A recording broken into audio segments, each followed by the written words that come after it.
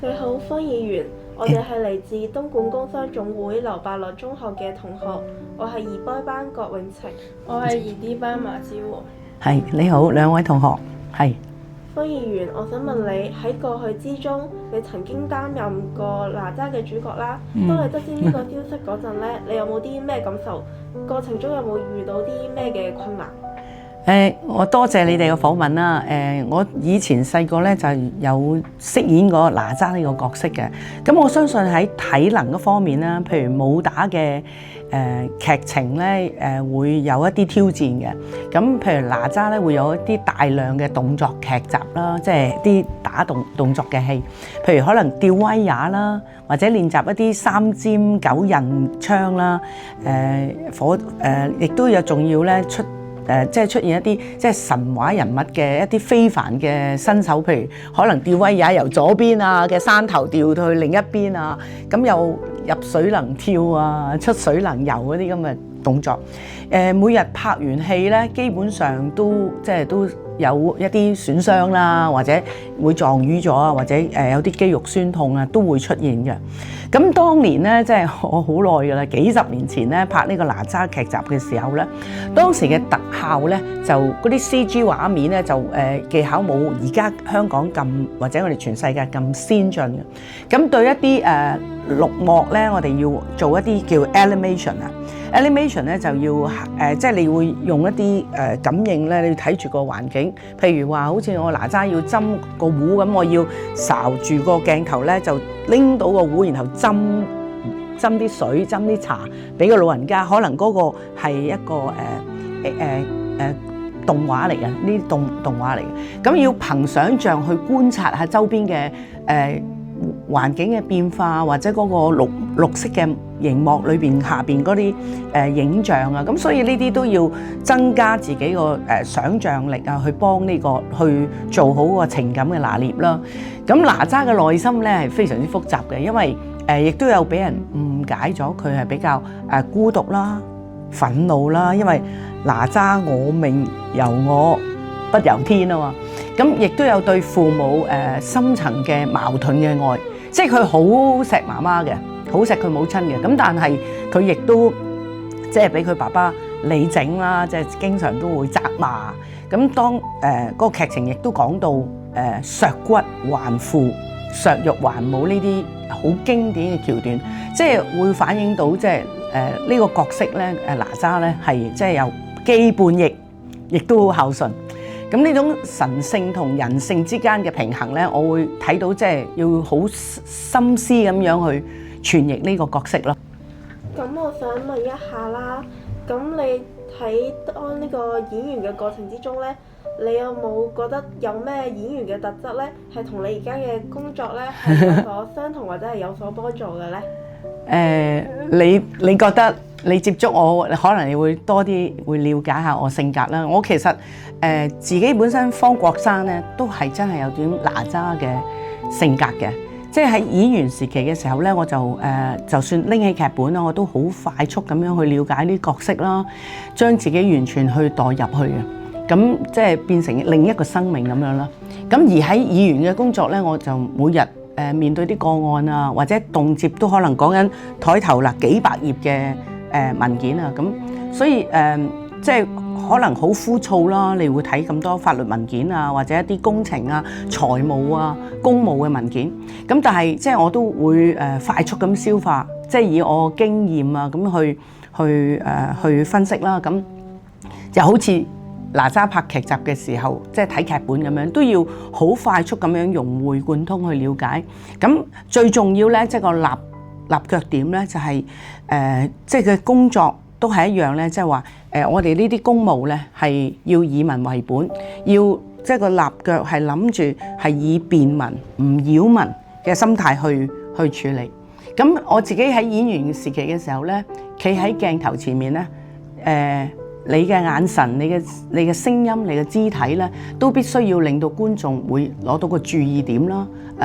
將台詞動作去帶俾觀眾知道你想演繹嘅角色係點樣咯。咁而喺議員嘅工作上面咧，都同等係一樣，即係我哋應該要將議會嘅工作，無論係質詢嘅時間啊，好有限啦，都係只係幾分鐘。咁深入淺出咁樣去向市民講解我哋想將佢哋嘅意見好合理咁樣向政府反映，而令到佢哋有共鳴。我覺得呢啲都係一脈相承，同我哋無論我細個做演戲哪吒嘅時候嗰個態度，同而家喺議會度向政府反映一啲民生嘅即係心聲，都係即係不謀而合嘅。你喺咩契機下，你由演員轉為地區工作者，然後後來又成為立法會議員呢？多謝同學。我覺得呢啲係人生嘅經歷啦。咁我自己即係有緣分入咗演藝圈咧一段時間，但係我覺得當時我都覺得唔係我最終嘅一個工作點啦，即係一個即係生命裏邊一個旅程嚇。咁做演員做咗幾年嘅啫，只係跟住我就覺得，咦，其實當時都好後生啊，19歲，咁就差唔多啦，覺得仍然要繼續讀書。咁我就揀咗去喺美國夏威夷讀大學，之後翻嚟咧就讀咗幾年，讀大學畢業之後咧翻嚟就喺商界做咗一段時間。咁喺地區工作嘅時候咧，我揀咗喺西貢喎嚇。咁咁啱咧就遇到一啲民政事務處嘅官員啦。咁佢覺得，咦，呢個背景可能喺亦都有啲演藝嘅工作做過啊，再加埋有即係較高嘅學歷。咁亦都俾咗機會我喺一啲分區會啊裏邊擔任啲工作啊，有啲防火會啊咁，所以亦都引申到我日後咧，我對於消防安全好關注。咁及後咧，我就從委任嘅區議員咧，就好快第2屆之後就即刻就做咗民選嘅議員，咁一直嚟到18年啦，咁就亦都喺中間咧參選咗5次嘅立法會落敗喎，係高票落敗。咁之後咧到第6次先能夠正式當選。我個經歷嘅過程都係唔係一帆風順㗎嚇，亦都真係好多挫折嘅。咁所以都感恩咁樣有咁嘅人生嘅經歷咯。咁而家坐喺立法會幫市民希望能夠將一啲意見直接有效咁樣拎入嚟立法會，幫到無論係政府喺施政嗰方面更有效、更貼近市民嘅意見同埋民生嘅睇法咯。呢個契機令你產生咗啲乜嘢心理上嘅變化？我冇㗎，我覺得第一件事咧，即係如果你係想服務市民，你第一件事就係要無忘初心，即係你唔會因為你嘅工作崗位變咗而你即係唔記得咗市民對你嘅期盼。呢個第一，即係唔好太過急功近利。第二就係自己即係我其實個變化冇㗎。我而家即係好似我今日同你哋見面之前咧，其實我立法會今朝早開完會，馬上翻去西貢將軍澳我自己嘅當區啦，咁見下市民啦，亦都更新下啲地區嘅脈搏啦，或者將一啲已經立法咗啲議題啊，譬如好似最近我哋今年嘅有啲法例啦，推動得唔錯嘅，譬如好似我哋爭取咗我哋頭6個月啫，咁有啲叫 OSA 啦，我哋即係戶外嘅座位嘅一啲範圍。食環署要1個月就要批到牌俾啲市民，咁讓啲市民可以喺戶外可以進食啦。呢個第一。第二，可能我哋聽過寵物餐廳啦，可以帶狗仔入去餐廳裏邊。咁我哋亦都發牌咗1000間嘅食肆嚇，咁亦都要有一啲法律嘅規管嚇，或者一啲守則，令到動物同埋人寵共用可以一齊，亦都可以振興到地區嘅餐館嘅經濟。咁我會覺得呢啲都係無忘初心，將一啲亦都市民中意嘅或者合適嘅嘢係帶去社區，而且要提速提效咯。方毅議員你好，我係嚟自東莞中商總會劉伯樂中學非多班嘅羅晴怡，而我有兩個問題問你。第一條問題係你喺西貢區服務多年，請問你可唔可以為我哋分享一件你最令你自豪嘅一次爭取或者解決咗案呢？多謝你嘅提問先。我自己覺得有比較覺得自豪咧嘅一個解決嘅工作咧，係包括我哋改善一啲垃圾堆填區嘅問題啦。咁當年咧就我哋政府可能要擴建建築廢料或者家居垃圾嘅堆填區，咁我就覺得其實喺整體嘅環保概念同埋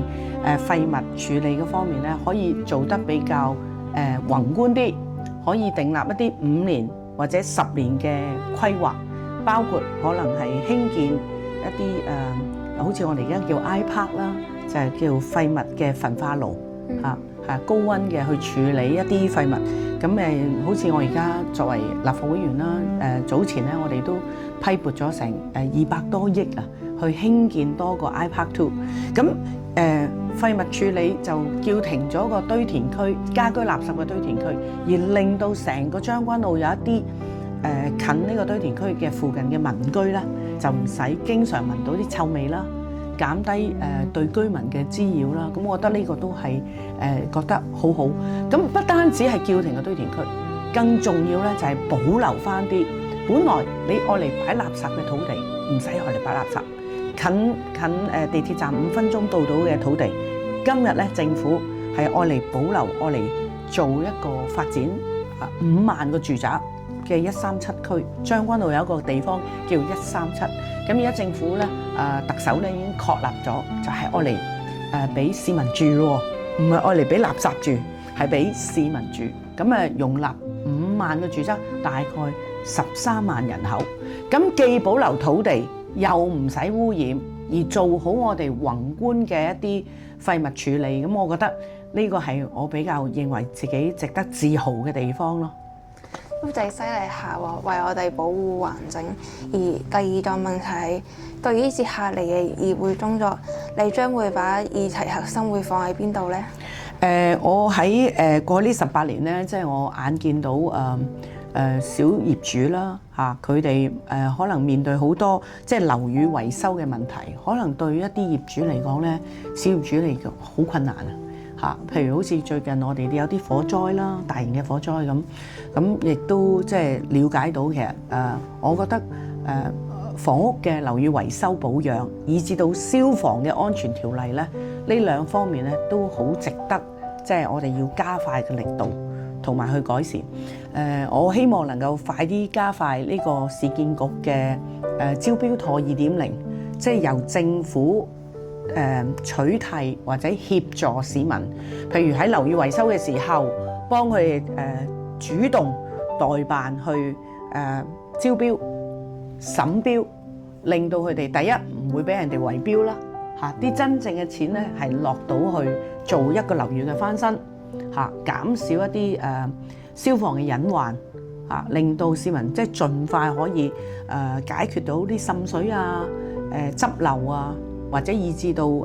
樓宇剝落啊，有啲石屎咪舊咗啊，會跌落嚟啲瓦仔啊，各方面呢啲設施嘅時候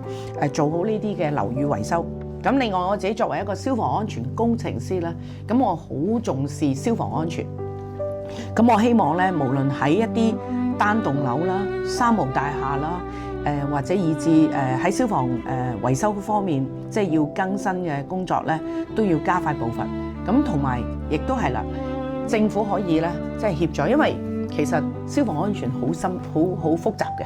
樓宇維修好複雜，最好咧就係都係由政府一手代辦去協助市民做好咗個樓宇維修，因為咁先有安樂窩啊嘛。咁有個安樂窩之後咧，咁我哋政府又可以到時係代辦之後就收翻嗰個基本成本，咁就去幫佢哋改善啦。咁亦都可以透過科技啦，處理一啲物聯網嘅一啲消防系統，包括我哋叫 IoT 嘅消防系統咧，就係譬如安裝一啲電子嘅煙霧感應器啦，即係一聞到有煙味咧，佢哋就會響，咁市民就快速逃生啦。第二可以加啲滅火筒啦，係啊，煙霧感應器啦，係啦，咁以至到有啲防煙嘅面罩啦，咁呢啲林林總總都係對市民喺日常生活嗰度嘅工作係有幫助嘅。最後一樣嘢我就都好希望能夠即係加快一啲人人暢道通行嘅升降機系統啦，令到啲市民特別啲長者好多啦，越嚟越即係我哋即係 aging 啦，即係年老化啦，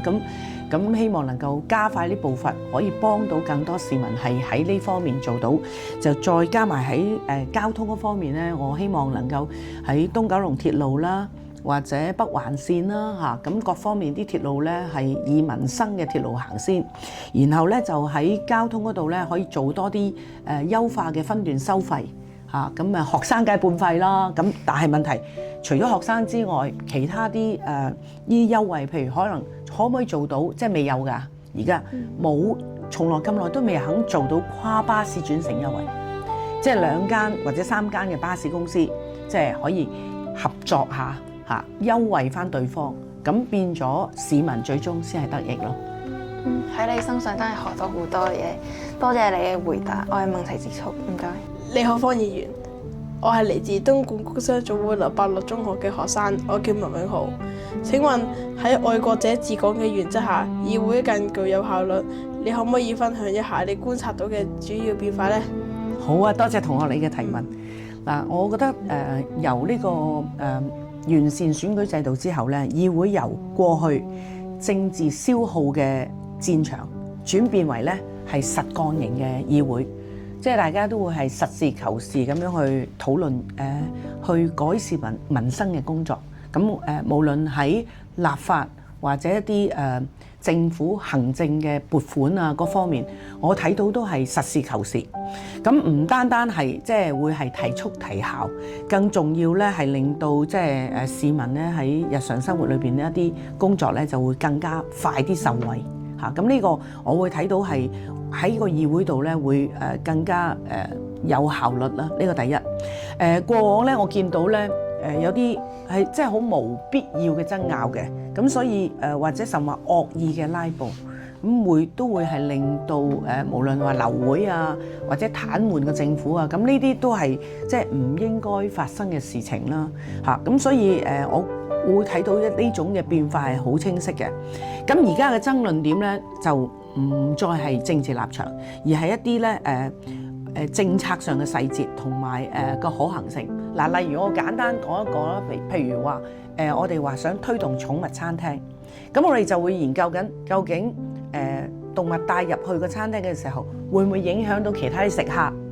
或者佢排便啊、環境衛生啊點樣去處理？喺嗰啲法例裏邊修正，聚焦講呢啲嘢，就唔會講到天馬行空講第啲議題。得唔得？即係所以我會覺得而家嗰個即係政治嘅環境啦嚇，又或者議會上無論係立法制定法律，以至到將佢縮短啲時間去推行到件事情，都係比較實在啲咯嚇。咁呢個我自己睇。咁過去咧，我哋見到好多痛點就係無論行政同埋立法機構咧係對立嘅嚇，好多時候咧就為爭拗而爭拗。咁但係今時今日咧，就係我哋大家都係互相要幫手，係提點咯，即係唔係話行政主導就係話晒事，而係佢哋行政主導之前咧都要講翻嗰個背景啦。例如可能我哋會提前同政府去有啲議題、有啲議案，譬如舉個例，公營街市，咁究竟係咪所有街市有啲未荒廢咗嘅？可唔可以攞出嚟有啲地方係幫助青年人就業嚇，或者佢哋有啲新嘅科研嘅一啲項目，可以喺嗰個街市如果有啲排檔，佢係有啲吉位啊，咁可唔可以優惠俾一啲相關嘅機構去參與，然後令到佢哋可以早啲可以成到個產品啊，或者變到出到海啊，咁呢方面我覺得我觀察到最主要呢啲變化啦嚇。咁其次咧就係過去嘅痛點咧，就係我哋可能喺立法前咧，我哋係即係話，剛才我講話同一啲政府官員，我哋而家立法會咧就有個叫前廳交流會嘅。咁我哋有3個政務司啦、司長啦，或者律政司啊。咁佢哋都會3司同埋15個局嘅局長咧，都會有時提前咧喺我哋呢啲交流會裏邊同我哋交流意見啊。咁我哋將即係我哋歸納咗一啲市民嘅意見啊，向佢反映，咁就會縮短咗佢哋立法同埋我哋一啲行政，我哋嘅立法同埋佢哋嘅行政嘅一啲落差，收窄咗我哋嘅範圍嚇，即係收窄咗一啲分歧啦嚇，求同存異啦嚇。咁另外咧就而家嘅變化咧就係喺新一屆嘅議會裏邊咧，我會睇到大家都來自一啲專業人士，佢未必係一啲大嘅政黨嚇，亦都有譬如工程師啊、建築師啊，好似我自己本身就喺專科係消防工程啊，咁有啲建築師啊。亦都會有唔同嘅教育界啦、校長啦或者法律界嘅專業人士，咁變咗咧喺各方面或者商界嘅領袖啊，或者